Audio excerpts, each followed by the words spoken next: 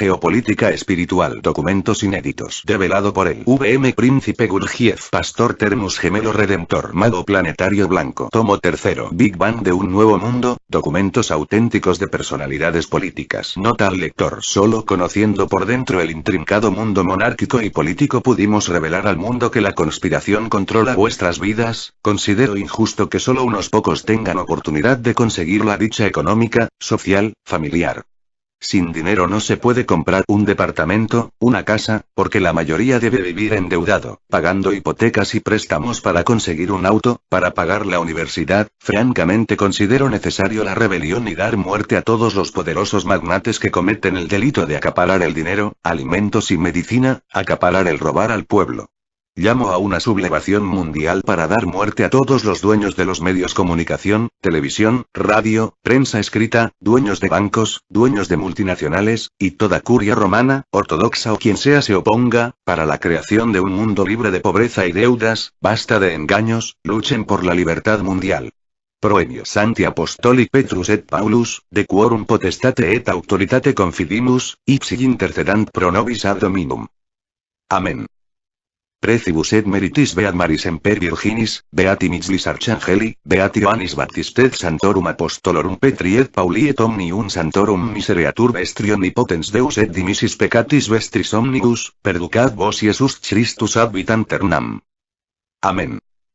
Indulgentiam, absolutionem et remissionem omnium peccatorum vestrorum, spatium veret fructuos penitenti, cor semper penitens et emendationem vit, gratiam et consolationem Sancti Spiritus et finalem perseverantiam in bonis operibus, tribuat vobis omnipotens et misericords Dominus. Amén. Et benedictio Dei omnipotentis, Patris et Filii et Spiritus Sancti, descendat super vos et maneat semper. Amén. La proclamazione del Romano Pontefice eletto ordo rituum conclavis, acceti la tua elezione canonica. Molto vero capito. Il sommo pontefice indica il nome da lui escelto con le seguenti parole o con altre simili. Mi chiamerò il Cristo Redentore Gurdjieff, jud extremedus iudicavit mundum pastor Termus. Introducción. Por el ajuste en España, miles de estudiantes no pueden ir a la universidad en España. El curso universitario que acaba de comenzar presenta, un año más, los efectos de los recortes del gobierno. La falta de inversión hace que para muchos jóvenes el acceso a la universidad sea imposible. Cada vez menos inversión, tasas demasiado altas, número reducido de becas y reducción de la plantilla. Asimismo, son los efectos de varios años de recortes en las universidades públicas españolas. Y este curso 2016-2017 no comienza de mejor manera. Pese al ligero repunte, desde 2010 los presupuestos de los centros universitarios han caído casi el 12%. Este jueves, el sindicato Comisiones Obreras ha presentado un informe en el que analiza la situación de la universidad pública.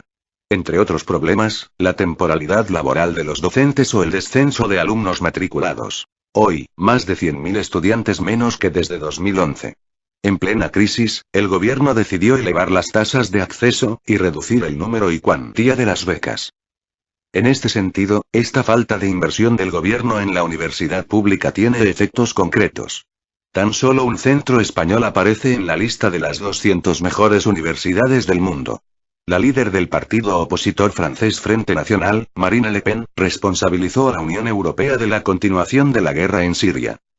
Hacéis todo lo posible para derrocar el gobierno sirio, sumergiendo al país en la terrible guerra civil y acusando a Rusia que lucha contra ISIS, declaró este miércoles en la sesión plenaria de la Asamblea en Estrasburgo. Además, Le Pen acusó a la UE en realizar una política migratoria irresponsable. Vuestra política irresponsable atrae cada vez más inmigrantes a nuestro territorio, dijo. Le Pen comunicó, citando Oficina Europea de Estadística, que los refugiados sirios constituyen solo 30% de todos los inmigrantes que llegan a la UE. Europa vive la peor crisis migratoria desde la Segunda Guerra Mundial, provocada principalmente por conflictos armados y problemas económicos en Oriente Medio y África del Norte. La Organización Internacional para las Migraciones cifra en más de 300.000 las llegadas de inmigrantes y refugiados por vía marítima a Europa desde principios de 2016. Siria vive desde 2011 un conflicto en el que el ejército gubernamental se enfrenta a organizaciones terroristas, entre ellas ISIS y el Frente al-Nusra, actualmente, Frente Fatah al-Sham. Desde su comienzo, la guerra en Siria provocó entre 300.000 y 400.000 muertos, según altos cargos de la ONU. Mujeres rumbo a Gaza. La intención es no parar hasta que este bloqueo ilegal se consiga romper. El pasado 27 de septiembre desde el puerto de Messina, en el sur de Italia, zarpó el velero Zaytouna, cuya traducción significa oliva. Se trata de un velero solidario de la organización Rumbo a Gaza, con 14 mujeres adentro, que intentaron romper el cerco puesto por la armada israelí sobre las costas de Gaza. El viaje a estas mujeres de diferentes partes del mundo fue interrumpido porque la armada israelí lo asaltó el 5 de septiembre y llevó a todas las tripulantes, incluidas 2 periodistas de Al Jazeera, a Israel, donde fueron deportadas cada una a su país de origen. Bashar al-Assad. Siria está haciendo frente a una campaña de mentiras. El presidente sirio aseguró que los países occidentales no tienen seriedad para luchar contra el terrorismo en la región. El presidente de Siria, Bashar al-Assad, indicó este jueves que los gobiernos europeos siempre han estado siguiendo los pasos de Estados Unidos y no toman decisiones propias en el escenario político. Denunció que desde el inicio de la invasión de Irak en 2003, toda Europa está ausente del mapa político. Los gobiernos europeos han seguido a Estados Unidos. No se atreven a seguir una vía política independiente. El mandatario ha marcado una gran diferencia entre los pueblos y los gobiernos europeos, destacando que los pueblos de Europa no son ni han sido enemigos del pueblo y del Estado sirio. Al-Assad reprochó que los medios occidentales intentan mostrar que el gobierno sirio está matando al pueblo y bombardeando a las escuelas y hospitales. Guerra de Vietnam. Peligro de la Guerra Fría. La Guerra de Vietnam comenzó en la década de 1960 con los combates de la guerrilla en Vietnam del Sur y continuó hasta que los últimos funcionarios civiles y militares salieron de Saigón en abril de 1975. Para los estadounidenses y los vietnamitas, la guerra fue costosa en términos morales, víctimas humanas, agresiones sexuales, enfermedades venéreas, destrucción de infraestructura, etc. Algunas consecuencias. Rivalidad de la Guerra Fría. Vietnam del Sur dependía de la ayuda económica y militar de Estados Unidos, mientras que Vietnam del Norte recibía ayuda de la Unión Soviética y China. Números de soldados. Más de 2,5 millones de estadounidenses sirvieron en Vietnam. 536.000 en 1968, el año de niveles máximos. En 1973, cuando Estados Unidos se retiró, las fuerzas de Vietnam del Sur eran alrededor de 700.000 mientras que las fuerzas de Vietnam del Norte sumaban cerca de 1 millón. Número de muertos. Más de 58.000 estadounidenses y al menos 1,1 millón de vietnamitas murieron. Otros países también sufrieron víctimas. Por ejemplo, fallecieron más de 4.000 soldados de Corea del Sur. Arma icónica. Ninguna otra arma está tan identificada con la guerra de Vietnam como la AK-47. Fue la principal arma del ejército de Vietnam del Norte y las guerrillas de Vietnam del Sur y se convirtió en el arma revolucionaria preferida en todo el mundo. Las tropas estadounidenses utilizaron principalmente el M14 y después el M16. Los rifles de asalto de Estados Unidos eran difíciles de manejar en las húmedas junglas de Vietnam. Legado controvertido. Vietnam ha pedido, sin éxito, compensación para las víctimas del agente naranja, un herbicida que Estados Unidos roció en Vietnam del Sur. División. Más de 1 millón de los llamados Boat People inmigrantes que viajaban en barco, huyeron de Vietnam del Sur entre 1975 y 1989. La mayoría se estableció en Estados Unidos. El problema del agua. La Tierra es un lugar húmedo y el 71% de su superficie está cubierta de agua. Los océanos ocupan el 96,5% de esa cifra. Pero el agua también existe en forma de vapor de agua en ríos y lagos, casquetes polares y glaciares, suelo y acuíferos, así como en los humanos. El agua nunca está inmóvil, ya que gracias al ciclo de abastecimiento de nuestro planeta, el agua se mueve constantemente de un lugar a otro en forma de nubes y precipitaciones. Si juntáramos ese 71% del agua que cubre la superficie de la Tierra y la colocáramos junto al planeta, se vería como una pelota de golf junto a un balón de básquetbol. Al lado quedaría otra esfera que representaría al agua dulce del planeta, como se ve en la ilustración. El volumen de la esfera de agua dentro y por encima de la Tierra es de unos 1,386 millones de kilómetros cúbicos, kilómetros 3, y el agua dulce de ese porcentaje representa unos 1,385 kilómetros de diámetro que existe en pantanos, ríos y lagos. La gran mayoría del agua en la superficie de la Tierra, más del 96%, es agua salina de los océanos. Los recursos de agua dulce, como el agua que cae de los cielos y se mueve en arroyos, ríos, lagos y aguas subterráneas, proporcionan a las personas el agua que necesitan cada día. A pesar de que solo se puede notar el agua en la superficie de la Tierra, hay mucha más agua dulce almacenada en el suelo que no está en forma líquida en la superficie. De hecho, una parte del agua que fluye proviene de la filtración de las aguas subterráneas en el lecho de los ríos.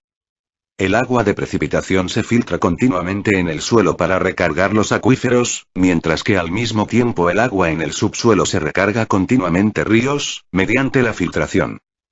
En los Estados Unidos en 2005, se utilizaron 328.000 millones de galones por día de agua de superficie y cerca de 82,6 mil millones de galones por día de aguas subterráneas. Aunque el agua superficial se utiliza más para abastecer de agua potable y para el riego de los cultivos, el agua subterránea es de vital importancia ya que no solo ayuda a mantener los ríos y lagos, sino que también proporciona agua para las personas en los lugares donde el agua es escasa, como en el desierto. Cada día, 1,170 kilómetros de agua se evapora o transpira a la atmósfera. Datos oficiales de World Soil Oceanographic Institution. Los científicos e investigadores en el tema del agua potable, y de los gobiernos del mundo ha sido el tema de la escasez del agua, y esto es porque los pronósticos y las tendencias actuales establecen que llegará el momento en el que el vital líquido se extinga para siempre de la faz de la Tierra, a menos que comencemos a crear conciencia del cuidado de este recurso y nos apoyemos también en los avances de la ciencia. Expertos concuerdan que actualmente contamos con algo así como 1.359 millones de kilómetros cúbicos de agua en el planeta, según los datos de la institución US Geological Survey, o USGS, que se encarga de realizar las mediciones geológicas en los Estados Unidos. Y esto es porque alrededor del 72% de la superficie de la Tierra está cubierta por el agua. Sin embargo, debemos recordar que ese total de agua el 97% es agua salada y por tanto no es potable. Además tenemos que considerar que el 70% del agua dulce del mundo se encuentra atrapada en los casquetes polares, y que no conviene que estos casquetes se derritan, pues el agua terminaría en las mareas, salinizándose, y además se crearía un cambio climático demasiado extremo que no soportaríamos. Esto nos deja más o menos poco menos que el 30% del agua disponible en el mundo apta para el consumo humano, y países como Brasil, Rusia, Canadá, Indonesia, China y Colombia poseen el 50% de las reservas totales de agua dulce del mundo. Un tercio de la población humana del mundo vive en países sometidos a estrés de agua. Es decir, se sufre para conseguir el vital líquido. Algunas alternativas propuestas por los científicos para compensar la carencia de agua potable en el mundo consisten en crear procesos para potabilizar agua marina, extraer agua del subsuelo terrestre y aprovechar el agua pluvial, además de tratar las aguas residuales. Sin embargo, todos estos esfuerzos requieren además de la conciencia social, que implica que cada uno de nosotros, en su familia y su trabajo hagamos algo para evitar el desperdicio de agua en nuestros hogares. Por esto es indispensable que tú, junto a tu familia, emprendamos acciones para el ahorro y reciclaje del agua. En un informe en Capitol Hill, Washington, el 6 de junio del 2007, el analista senior del Programa de Estudios Económicos del Medio Oriente en MENRI, Dr. Nimrod Rafaeli, se dirigió al personal del Comité de Relaciones Exteriores del Senado en referencia a la falta de agua y los conflictos potenciales de la misma en el Medio Oriente. El Dr. Rafaeli será el editor del próximo blog económico de MENRI. El blog le proporcionará a sus lectores con las noticias económicas del Medio Oriente así como también el análisis de los principales desarrollos y tendencias. Lo siguiente es el escrito que el Dr. Rafaeli presentó en la sesión informativa.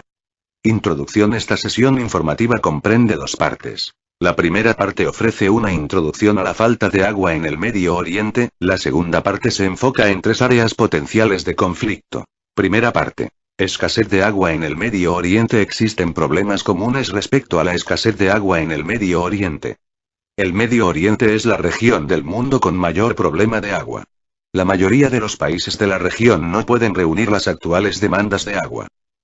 La tasa de disponibilidad de agua es de 1.200 centímetros metros cúbicos por persona por año, proyectado para ser reducida a la mitad para el año 2050, esto comparado a un promedio global de 8,900 centímetros por persona por año hoy día y aproximadamente 6,000 centímetros por persona por año para el año 2050. Los pozos acuíferos son sobrebombeados y la calidad de agua se está deteriorando, con consecuencias para la salud humana, para la productividad agrícola, y el ambiente.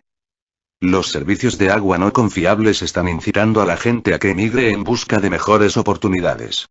Aproximadamente el 60% del agua de la región es trasladable de sus fronteras, agua que fluye por las fronteras internacionales, pasando por varios países, incluyendo a Egipto, Irak y Siria, siendo afectada por las decisiones hechas río arriba por los países riparianos, localizados a la orilla de afluentes. La tasa de dependencia de la porción del total de los recursos de agua renovables que se originan fuera del país. Egipto 96,9%. Siria 83%. Irak 53,3%, y Jordania 22,7%. En donde, los acuerdos en la asignación de agua son cruciales. El Medio Oriente tiene el porcentaje más alto de retiro de recursos de agua renovable total, aproximadamente 75%.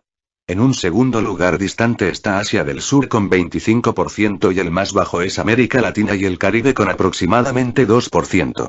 Agua, un bien básico estratégico. El agua, al igual que el petróleo, es un bien básico estratégico con un excedente en algunos países y un déficit en otros. También como el petróleo, el agua no es distribuida justamente. Por ejemplo, Canadá, con una población de 31 millones, o el 0,5% de la población mundial, controla 2,850 bcm billones de metros cúbicos de agua fresca, o el 2,5% del total mundial, que es el equivalente a la reserva china con una población 40 veces más que la de Canadá. La venta o el traslado del excedente de agua de una manera sistemática y organizada, preferentemente bajo alguna clase de convención internacional, puede tornarse necesaria. Sin embargo, al contrario del petróleo, un traslado de agua ya sea en alta mar o por tierra no será una causa seria de contaminación. Vaciamiento de agua del subsuelo para reunir la creciente demanda. El agua del subsuelo, la fuente principal de agua en muchos países, está siendo extraída más allá de la tasa renovable de los recursos. En algunos casos, los gobiernos están taladrando en los recursos de agua subterránea fósil y, donde ésta sea factible, han comenzado la desalinización del proyecto de agua de mar. Véase apéndice. La calidad del agua degradada reduce luego la disponibilidad de agua dulce conveniente para el uso doméstico y de la agricultura y aumenta el costo del tratamiento y reuso del agua. El costo medioambiental de la degradación del agua. El aumento de la contaminación del agua debido al tratamiento inadecuado es costoso en términos de salud pública, mortalidad del niño, enfermedades comunicables, la salinización de tierra agrícola y captura reducida de peces. Estos factores, según un estudio del Banco Mundial, son estimados entre el 0,5% del PIB en algunos países al más alto del 2,5% del PIB en otros países. Segunda parte. Potencial en las áreas de conflicto. En el Medio Oriente existen 3 áreas de conflicto potencial. A. La cuenca del río Nilo. B. La cuenca de los ríos Éufrates y Tigris. C. El río Jordán y el uso de los recursos de agua por los israelíes y palestinos. En el centro de la agenda del Medio Oriente referente al agua existen 4 extensas cuencas de río con nombres famosos durante milenios: el Nilo, el Éufrates y el Tigris, y el Jordán. Los 4 ríos proporcionan al Medio Oriente con la mayoría de su agua fresca. Las cuencas de río varían considerablemente una de otra. Sus problemas son distintos y por consiguiente requieren de soluciones y acercamientos diferentes. A. La cuenca del Nilo. El río Nilo es el río más largo del mundo. Desde su fuente principal, el lago Victoria en África Central Oriental, el Blanco Nilo fluye generalmente desde el norte a través de Uganda y hacia Sudán, donde se encuentra en Khartoum, con el Nilo Azul que se incrementa en las regiones montañosas etíopes. El Nilo cruza 4,169 millas desde África a su delta en Egipto en el mar Mediterráneo. El Nilo es compartido por 10 países: Burundi, la República Democrática del Congo, Egipto, Eritrea, Etiopía, Kenia, Ruanda, Sudán, Tanzania y Uganda, con una población combinada de aproximadamente 160-170 millones que viven dentro de los límites de la cuenca del Nilo. Está proyectado que más de 300 millones de personas vivirán allí en los próximos 25 años. El Acuerdo Hidráulico del Nilo, AN, de 1929. El Acuerdo Hidráulico del Nilo entre Gran Bretaña, representando sus colonias en África Oriental, y Egipto fue firmado en noviembre de 1929. El acuerdo asignó 48 billones de metros cúbicos de agua por año a Egipto como su derecho adquirido y 4 billones de metros cúbicos por año a Sudán. Estas asignaciones fueron luego aumentadas a 55,5 BCM y 18 BCM, respectivamente a Egipto y Sudán de acuerdo con un acuerdo bilateral entre los dos países que permitió la construcción del dique Asuán. La presión de la población, las frecuentes aspiraciones, y la creciente salinidad de la tierra han intensificado las demandas de los países de la cuenca del Nilo para renegociar el acuerdo de 1929. Egipto hasta ahora se ha negado. Sin embargo, el acuerdo entre Egipto y Sudán de 1959, que incrementó las asignaciones de agua para sí mismos mientras ignoraba totalmente los intereses de los otros países riparianos como lo han hecho Tanzania, Kenia y Etiopía, en retrospectiva, debilitaron el argumento egipcio sobre la inviolabilidad de la agricultura y agua. Es casi inevitable que los países riparianos de la cuenca del Nilo tendrán que usar más el Nilo para proporcionar agua potable, y alimentar, a una población creciente. Egipto tendrá que conformarse renuentemente con menos agua de la que fue proporcionada por la AN. Por una razón, Egipto tendrá que reducir las pérdidas a través de un sistema de mejorado de irrigación.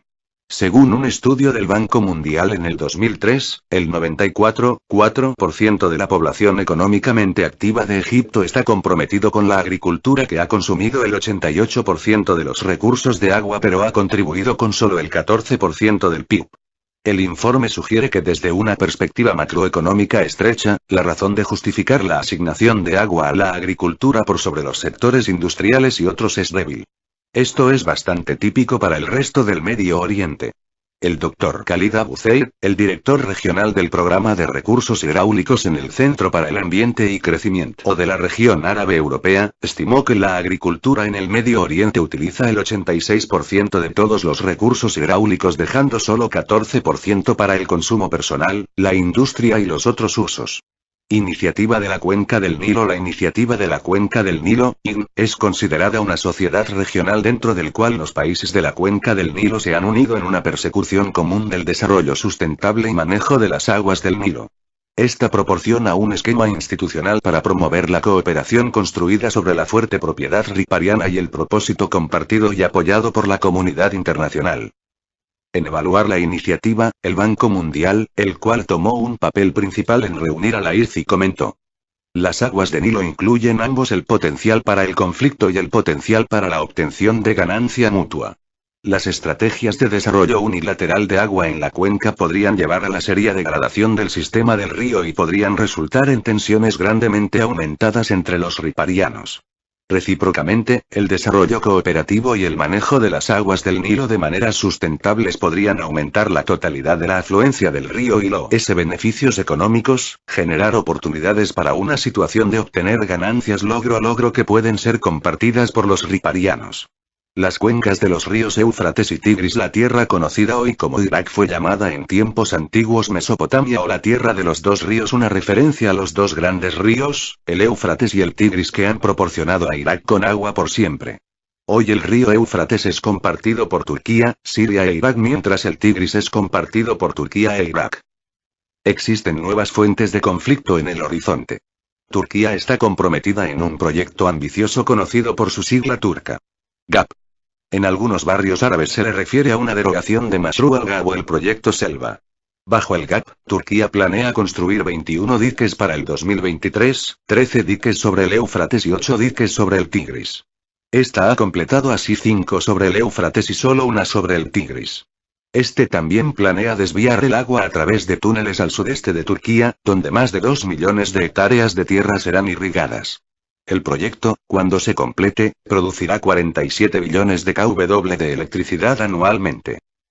Siria e Irak alegan que, a. Turquía no ha consultado de antemano con ellos en sus planes. B. Los hidroproyectos de Turquía reducen la cantidad de agua que fluye hacia sus países. Y, c. Turquía está dejando correr agua contaminada a través de la frontera. Como mínimo está dejando correr agua sin material de sedimento, el cual es un fertilizante natural. Turquía ha rechazado las denuncias de sus dos vecinos Siria e Irak. Ya en los años 50, el presidente de Turquía Süleyman Demirel declaró que ni Siria ni Irak pueden reclamar los ríos de Turquía más de lo que Ankara podría clamar su petróleo. Esto es un asunto de soberanía y los recursos de agua son los de Turquía, los recursos de petróleo son suyos. No decimos que compartimos sus recursos de crudo y ellos no pueden decir que comparten nuestros recursos hidráulicos. Este punto de vista ya no es obligatorio desde una perspectiva de la ley internacional. El artículo 7 de la Convención de la ONU de 1997 sobre la Convención de las Corrientes de Agua y los ríos Éufrates y Tigris estipula, los estados que atraviesan las corrientes de agua deben, en utilizar una corriente de agua internacional en sus territorios, tomar todas las medidas apropiadas para prevenir el causar un daño significativo a otros estados dentro de las corrientes de agua. El conflicto entre Irak y Turquía sobre el tema del agua es complicado por las actividades del levantamiento kurdo liderado por el PKK en la propia Turquía, y la inclinación del régimen turco en acusar a la región autónoma kurda al norte de Irak de darle refugio al PKK. Aparte del desacuerdo con Irak y Siria, el hecho que el proyecto masivo de Turquía está localizado en áreas fuertemente pobladas por minorías kurdas podría, en sí mismo, convertirse en otra fuente de conflicto. Irak también ha acusado a Siria de construir grandes proyectos hidráulicos sobre el Éufrates que han dañado extensamente los intereses de Irak en lo que se refiere a la cantidad y calidad de agua que fluye río abajo. Como resultado de los diques en el Éufrates, el volumen de agua que fluye hacia Irak ha disminuido de 28 bcm billones de metros cúbicos a 10, 12 bcm y la calidad del agua se ha deteriorado considerablemente debido a la creciente salinidad. 6. Un estudio de la Organización de Agricultura y Alimentos de la ONU encontró que el 74% de la tierra irrigada en el centro y sur de Irak padece de salinidad. El río Jordán fluye entre 4 países, 2 de los cuales, Jordania e Israel, tienen un tratado de paz que regula el uso de la cuenca del río y sus afluentes. Los otros 2 países, Siria y el Líbano, son países litigantes riparianos. De los vecinos de Israel, solo Jordania puede exigir un más bajo potencial de agua.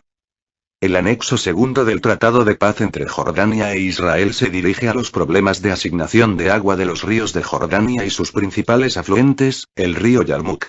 Bajo el artículo 3 del anexo, titulado Calidad de agua y protección, cada quien Jordania e Israel emprenden proteger, dentro de su propia jurisdicción, las aguas compartidas de los ríos Jordán y Yarmouk, y las aguas subterráneas de Araba, contra cualquier contaminación, daño o retiro no autorizado de asignaciones a cada uno. Y 1. Otras provisiones del artículo 3 llaman a una supervisión conjunta de la calidad de agua y la prohibición en la disposición de desechos de agua municipal e industrial en los cauces de los ríos Yarmouk y Jordán antes de que sean tratados con las normas que permiten su uso agrícola sin restricción. De hecho, el río Jordán está siendo contaminado con material de cloacas, particularmente en las 60 millas río abajo desde el mar de Galilea al mar Muerto. La práctica ha destruido casi todo el ecosistema del río. Rescatar el río podría tomar décadas. Israel y los palestinos. Los limitados recursos de la superficie han llevado a la extendida escasez de recursos de agua fresca, resultando en una fuerte confianza en las aguas subterráneas para varios usos. La contribución de agua de la superficie al equilibrio global de agua es limitada y marginal. En ninguna parte están los problemas de gobernación de agua tan rigurosamente demostrados como en los territorios palestinos ocupados. Según el informe de la ACNUD, los palestinos experimentan uno de los niveles más altos de escasez de agua en el mundo. Esta escasez es atribuida a la escasez física y a las políticas de gobierno. El informe estima que, en una base per cápita, la gente que vive en los territorios palestinos ocupados tienen acceso anualmente a 320 metros cúbicos de agua, uno de los niveles más bajos de disponibilidad de agua en el mundo y muy por debajo del umbral de escasez absoluta. La población israelí, que es casi el doble de la población palestina, usa 7 veces y media más de la cantidad de agua usada por los palestinos. La diferencia en el uso de agua tiene que ver con la política así como también con el estilo de vida, la tasa de población urbana y los niveles de desarrollo económico. Cualquier arreglo futuro entre Israel y los palestinos debe enfocarse en el problema del agua. El informe del ACNUD recomienda el Acuerdo de Paz de 1994 entre Israel y Jordania como un modelo para Israel y los palestinos. El acuerdo le permite a Jordania guardar las aguas invernales en el lago Tiberías-lago Kinneret. Al mismo tiempo, le permite a Israel usar, en una base de arriendo, varios pozos en Jordania para irrigar la agricultura israelí. El informe también se refiere a una iniciativa regional para la cooperación regional. El Centro de Investigación para la Desalinización del Medio Oriente, basado en Muscat, Omán, ha estado promoviendo con éxito la investigación multilateral en técnicas de desalinización efectiva por más de una década. Su consejo tiene representantes de la Comisión Europea, los Estados Unidos, Israel, Jordania y la Autoridad Nacional Palestina. Soluciones: los países pueden reducir la tensión de agua importando cereales y granos y, de esta forma, el agua incluida en ellos. Declarado de una manera diferente, importando cereales los países ahorran agua, a menudo en cantidades sumamente pequeñas, ellos de lo contrario la usarían para producir sus propios cereales. Para producir los suyos con el uso de escasos recursos de agua, llevaría a muchos países a la equivalencia de bancarrota en agua. Colocando a la mejor práctica el principio de ventaja comparativa, los países pobres en agua deben confiar en el agua de los países ricos para proporcionarles con sus granos e incluso con su carne. El agua seguirá siendo uno de los problemas más volátiles en el Medio Oriente y la fuente de conflictos potencialmente serios. Los países ricos en petróleo han resuelto su falta de agua a través de la desalinización. Israel se está moviendo en esa dirección también. Países con recursos financieros más restringidos como Siria, Jordania, Marruecos y Yemen han sido renuentes a atravesar por el camino de la desalinización. El rápido crecimiento de la población y una tendencia hacia la urbanización elevará la falta de agua y exacerbará los potenciales conflictos políticos o militares. El agua es clave para la guerra o la paz. Las fronteras pueden ser redelineadas, los refugiados reubicados, las barreras comerciales pueden ser removidas y la agricultura reformada y hecha más eficiente. Pero al agua todavía se le exigirá satisfacer las necesidades básicas humanas. El crecimiento de la población y un cambio hacia la urbanización le prestará un mayor servicio a estas necesidades en el futuro. Comentario. Ningún país va a decir las cifras oficiales, pero nosotros que lo conocemos, sabemos que es totalmente grave. Quedan aproximadamente 8 años de agua en subsuelo de Medio Oriente y 35 años de agua en el mundo, teniendo en cuenta crecimiento poblacional.